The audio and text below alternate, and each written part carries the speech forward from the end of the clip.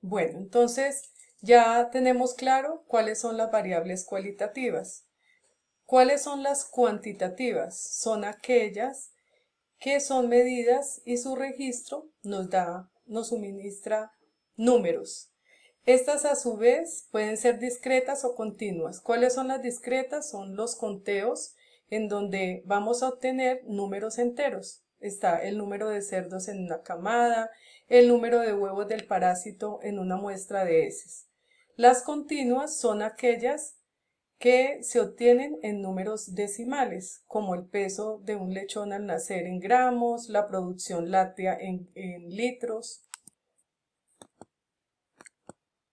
Bueno, también hay unas escalas de medición de las variables. ¿Qué quiere decir esto?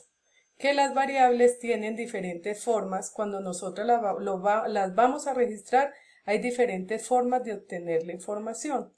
Una de las formas de las variables son las nominales. ¿Qué son las variables nominales? Son aquellas que me denotan la presencia o la ausencia de una característica en un individuo o en una población. Un ejemplo de ellas es el sexo. Entonces, en un individuo o es macho o es hembra, y aquellas que tienen solamente dos opciones se dicen que son nominales dicotómicas. Y las nominales politómicas son aquellas que pueden ofrecer diferentes valores, perdón, como el grupo sanguíneo. En el grupo sanguíneo es A, O, A positivo o negativo, AB, entonces son varias opciones y por eso se dice que son politómicas. Las ordinales, ¿cuáles son las variables ordinales? Son variables también cualitativas que denotan jerarquía. Un ejemplo es el índice ADGAR en los niños recién nacidos, se le hace una valoración que es cualitativa. La valoración se da en una escala de 1 a 10 y en donde 10 denota a un niño que nació normal sin ningún problema durante el parto. La escolaridad también es una variable ordinal, ya que una persona que tiene solamente estudios de primaria, pues tiene un nivel de escolaridad más bajo que aquella que es profesional. El intervalo. ¿Cuáles son esas variables de intervalo y de razón? Son variables que son cuantitativas, es decir, que vamos a obtener unos valores numéricos. ¿Cuál es la variable de intervalo? Es una variable en donde en la escala de medición el cero de esa escala es un cero relativo. ¿Qué quiere decir cero relativo? Que solamente me sirve para hacer una diferenciación en la escala, no me está indicando la ausencia de esa cualidad. Un ejemplo de ello es la temperatura. Nosotros cuando medimos la temperatura en grados centígrados, el cero en esa escala no quiere decir que haya ausencia de temperatura en ese alimento. ¿Qué nos denota? Es el cero simplemente me permite es hacer una separación entre las temperaturas de refrigeración que están por encima de cero y las de congelación que están por debajo.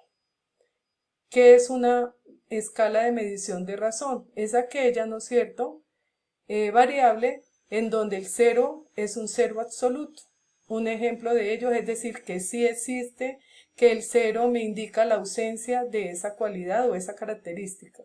Un ejemplo de ello es la edad en años, la estatura en metros, entonces son variables de razón.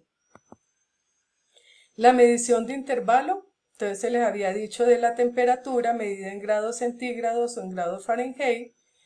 Simplemente me sirve para diferenciar las temperaturas altas y bajas, ¿no es cierto? Y las temperaturas, este cero en esta escala me va a indicar, me va a separar las temperaturas de refrigeración que van más o menos de 0 a 5 grados centígrados y por debajo de cero, pues las temperaturas de congelación. Entonces simplemente es un cero que es arbitrario ahí para poder hacer una diferenciación.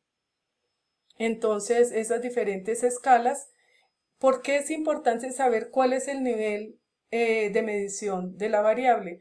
Porque yo debo procurar cuando voy a hacer alguna investigación o tengo un problema de salud en un hato, yo debo mirar, debo tomar, ¿no es cierto?, unas variables, debo registrarlas para poder hacer un diagnóstico de la situación de salud de esa población. Entonces aquí les doy un ejemplo con una variable cuantitativa. Yo todas las variables cuantitativas las debo tratar de medir desde el inicio en su escala más alta de medición. El nivel más alto de medición de la temperatura, ¿no es cierto?, es la medición de intervalos, simplemente haciendo un registro de la temperatura. En este caso voy a poner el ejemplo de un alimento, la temperatura que tiene ese alimento en el momento en que lo mido. 0 grados centígrados, 4 grados centígrados, dependiendo pues el alimento, si es un alimento perecedero y está refrigerado, entonces yo debo tener una temperatura entre 0 y 4 grados centígrados o 5 grados centígrados, dependiendo del alimento que esté evaluando. Pero yo esa variable también la puedo convertir en una variable ordinal. Yo la puedo convertir entonces haciendo acá organizando todas las mediciones que estuvieron entre 0 y 5 grados centígrados, entre 5.1 y 7 y mayores de 7. Siguiendo con el ejemplo de los alimentos, 0 y 5 grados centígrados puede ser, digamos, para la temperatura de una canal de ave. Es de 0 a 5 es una temperatura aceptable, ya de 5 a 7 empieza a estar por encima de lo que la legislación colombiana acepta, y mayor de 7 grados centígrados ya me indica que se salió de ese valor que es considerado como normal para un alimento perecedero. Entonces decimos que lo convertimos en una escala ordinal porque este alimento, ¿no es cierto?, tiene una temperatura más alta y tiene un mayor riesgo de contaminarse que los que están en esta escala. Pero yo también la puedo medir con una escala ordinal si yo denoto, en vez de, puedo tomar los valores y decir, bueno, de tal a tal temperatura es alto, en este rango es medio y en este rango es bajo, y así la convierto en una variable cualitativa.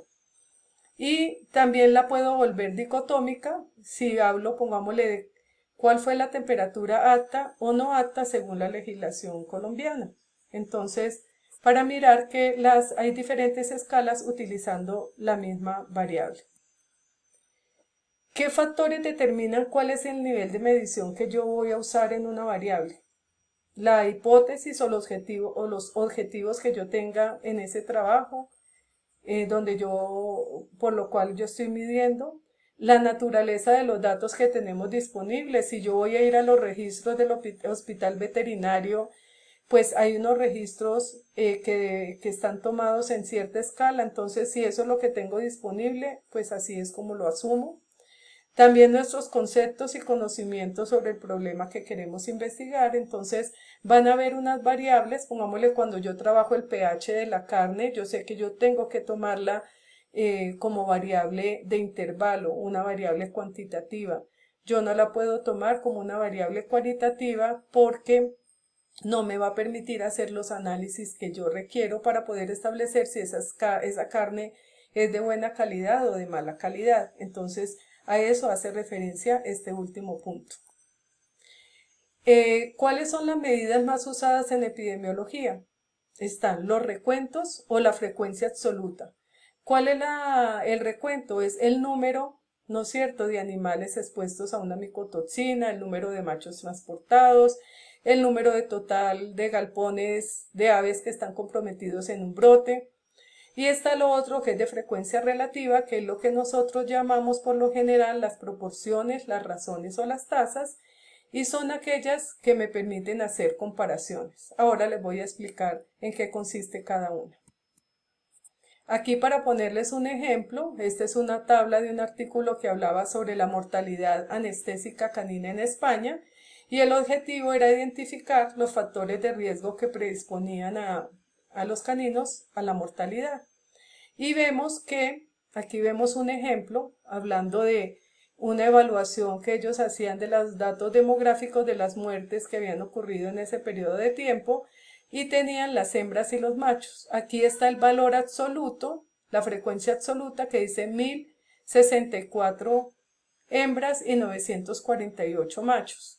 Pero vemos que aquí es más difícil de establecer, pues aquí decimos sí, se presentó un poco más hembras que murieron que los machos, pero la frecuencia relativa, en este caso una proporción, un porcentaje, me está diciendo que murieron el 52.9% de los perros que murieron eran hembras y el 47.1% eran machos. Entonces, es preferible hacer las comparaciones con frecuencias relativas.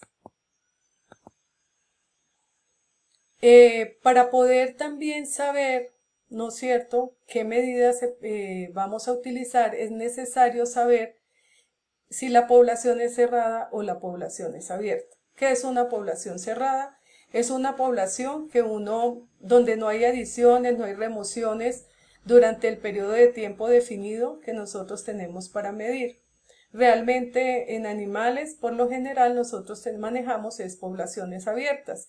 ¿Por qué poblaciones abiertas? Porque hay nacimientos, hay compras, hay retiros, hay ventas durante un periodo de seguimiento.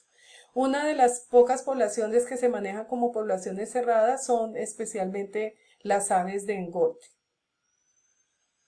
Bueno, entonces cuando estamos midiendo, ¿no es cierto?, desde el punto de vista matemático, las medidas que nosotros usamos pueden ser razones. ¿Qué es una razón entonces? La razón es una medida que me permite analizar, ¿no es cierto?, dos variables que son de naturaleza diferente, ¿no es cierto?, pero que están asociadas entre sí. Es decir, que estas variables son diferentes. Un ejemplo de ellos es la razón de mortalidad fetal. ¿Qué es la mortalidad? ¿Por qué es importante hallar la mortalidad fetal en una piara? Porque nos van a indicar qué tan importantes son las enfermedades que producen aborto y son enfermedades que pueden afectar los índices productivos de la población. Esta razón de mortalidad fetal es una razón, ¿por qué? Porque me compara en el numerador el número de muertes fetales que se presentaron, dividido el número de nacidos vivos por una constante que siempre va a ser 10 a la n. Ese 10 a la n es por 100, por 1000, por 10.000, por 100.000, por 1.000.000, dependiendo la enfermedad. Por lo general, esta razón de mortalidad se da por 100. La proporción es una fracción en la cual el numerador está incluido en el denominador. Entonces vemos acá en el esquema que A está incluido en el denominador. Un ejemplo es la tasa de mortalidad neonatal. ¿Qué es un neonato? Los terneros se le da ese valor durante las primeras 4 semanas. Esa tasa de mortalidad neonatal, entonces, ¿por qué es una proporción? Porque me tiene en cuenta el número de muertes que se presentaron en animales por debajo de las 4 semanas de edad sobre el número de nacidos vivos, es decir, que estos animales, ¿no es cierto?, están incluidos dentro de los nacidos vivos por 10 a la n. Por eso se llama que es una proporción.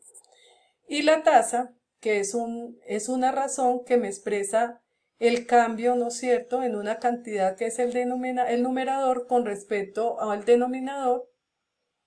Y por lo general, entonces, vamos a ver acá es tasa de muertes, un ejemplo, tasa de muertes causa específica. Entonces esa tasa de mortalidad causa específica me va en el numerador a tener el número de muertes provocadas por una causa específica y en el denominador la media de la población o el total de la población expuesta a riesgo. No obstante, digamos, este término lo vamos a analizar de forma mucho más detallada para que lo entiendan en el próximo video.